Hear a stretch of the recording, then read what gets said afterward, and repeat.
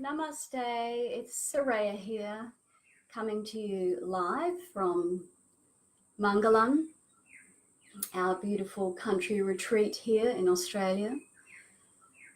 And as I was in the garden this morning, feeding my chickens and then doing some gentle yoga practice to keep the body functioning well, there was a contemplation passing through here, which I thought I would share, because there's often a lot of confusion around non-duality, living awake, mindfulness, and how that all fits together. And for me, becoming clearer and clearer after perhaps an initial awakened moment is really the work that we can practice mindfully and remind ourselves that ultimately there's only one of us here, one consciousness expressing individually. But yet we live in the world of duality, don't we?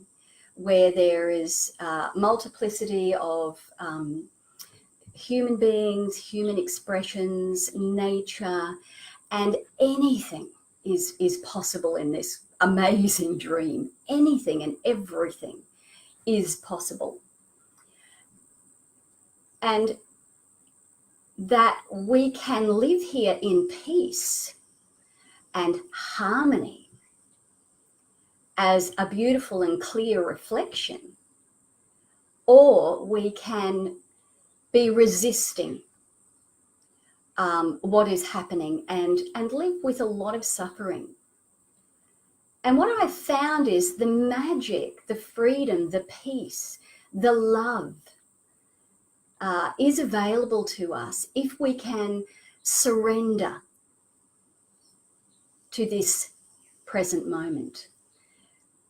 And this present moment not being this moment, the next moment, the next moment, but being the eternal moment. There is only this moment.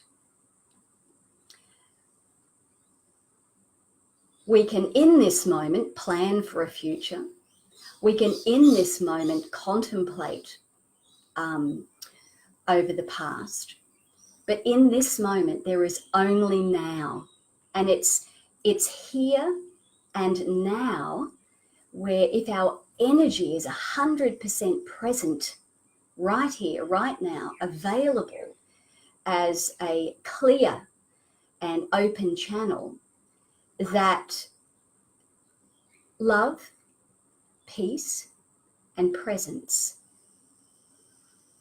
occurs naturally. And with that comes a spontaneous gratitude for this magnificent arising in the moment. Sometimes that arising is joyful, but sometimes that arising is challenging and difficult. So I'd like to address today when that arising is uncomfortable, when that arising is challenging, when there's feelings, tangible feelings passing through here which are not comfortable. And this is where our mindfulness practice can come in so beautifully to support us to be with the feelings, like feel the feelings, allow the feelings to arise. For those of you who may have done some vipassana, it's very much, vipassana in daily life, allowing those feelings to arise, because hidden in those feelings are our patterns, which are resistant to this present arising, this moment as it is. And sometimes that resistance can come as a churning in the gut, a stuckness in the throat, a headache, tingling sensations in different parts of the body. And sometimes these sensations are so powerful that they drive us to comfort ourselves through perhaps eating or removing ourselves from that physical place, jumping in the car and going for a drive, or resisting through a personal aggressive response or a defensive response, defending the character here, rather than simply being open to what is and allowing the feelings, which can then help to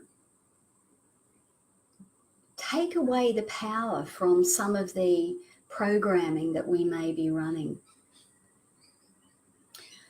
Let me just give a little example of that. That could be, there's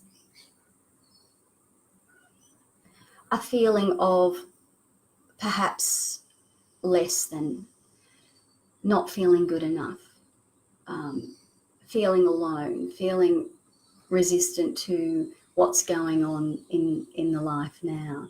So there may be a habit of eating chocolate or comfort foods, or there may be a habit of filling any gap that feels uncomfortable with doing, even if something doesn't need to be done.